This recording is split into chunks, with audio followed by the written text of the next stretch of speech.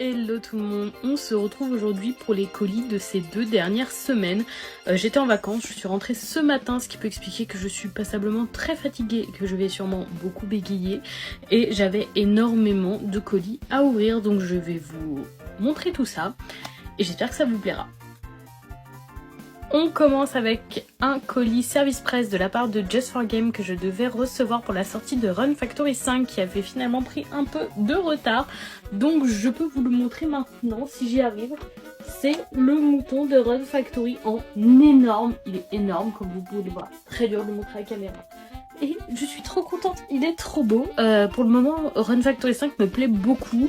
Des fois, il est peut-être un peu trop tryhard à mon goût. Il faut un peu trop farmer l'expérience, peut-être. Mais pour le reste, c'est vraiment un jeu que j'adore et une licence que je vous recommande.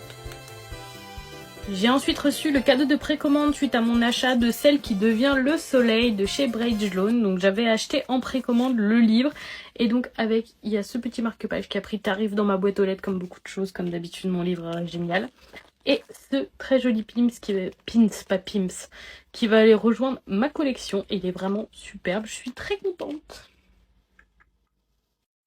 De la part de Ignis, j'ai reçu la suite de l'encyclopédie des animés. Donc maintenant c'est de 89 à 93 il me semble. Oui, c'est le 3e hors-série sur le sujet. Ces hors-séries sont toujours très intéressants. On y apprend beaucoup de choses. Faudrait que je vous en parle des autres. J'ai pas encore eu le temps de vous faire de post.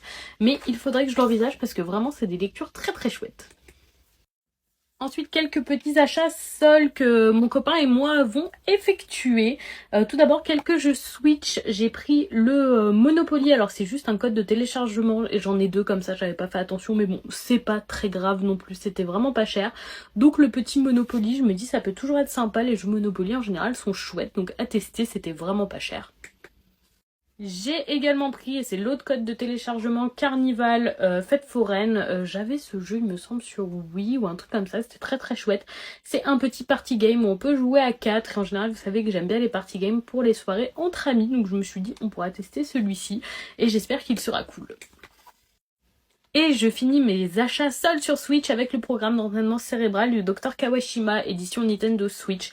Je l'avais à l'époque de la DS, franchement, je trouve que c'est toujours assez rigolo comme jeu, j'y passerai pas des heures mais c'est toujours très sympa et pareil, il était pas cher, tous ces achats soldes ont été motivés par le fait que tous ces jeux coûtaient moins de 15 € l'unité et même ceux-là moins de 10, donc ça justifie aussi pas mal de choses. Mon copain pour sa part s'est pris le Lego Indestructible également sur Switch que je pense je testerai aussi. Il est un joueur uniquement, donc je pourrais pas jouer avec lui mais je pense que je testerai. Je suis pas très fan des jeux Lego mais j'avais beaucoup aimé le Lego City Undercover sur Wii U donc pourquoi pas tester celui-là. Il s'est également pris Rayman Legends. Moi je sais que j'aime pas trop ce jeu. Je l'avais testé sur Wii U, donc ça c'est la définitive édition sur Switch.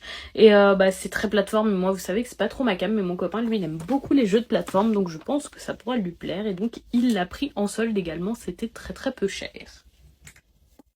Ensuite sur PS4, il s'est pris Astérix et Obélix XXL Remastered Edition.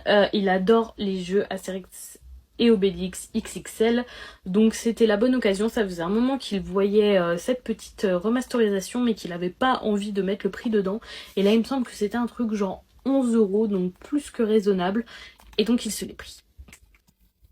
Et pour ma part, dernier achat de mes soldes, il s'agit de Sackboy A Big Adventure. J'adore les jeux Little Big Planet, donc c'est la même licence que ce petit Sackboy, et en plus on peut le faire à 2 il me semble, donc super chouette. J'avais envie de le faire depuis un moment mais j'avais pas, c'était pas forcément un jeu que je voulais prendre en day one et mettre le prix dedans, donc je me le suis pris. Si jamais ces petits jeux soldes vous intéressent, n'hésitez pas à me demander les prix et où je les ai trouvés, surtout parce que là j'ai pas dit les détails parce que je m'en rappelle plus, mais j'irai chercher dans mes mails si jamais vous voulez des prix intéressants sur ces licences.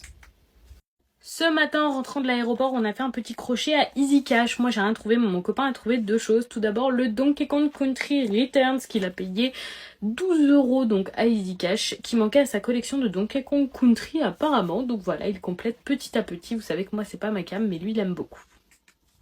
Également à ce Easy Cash, il s'est pris le Doom sur SNES en boîte pour 40 €. Voilà, petite rentrée. Ça faisait un moment qu'il voulait avoir les jeux Doom et donc il attaque avec celui-ci. Il me semble que pour le moment, il n'en a pas d'autres. Et donc voilà, ça rentre dans la collection. Il est en plutôt bon état. Franchement, pour 40 € c'est chouette.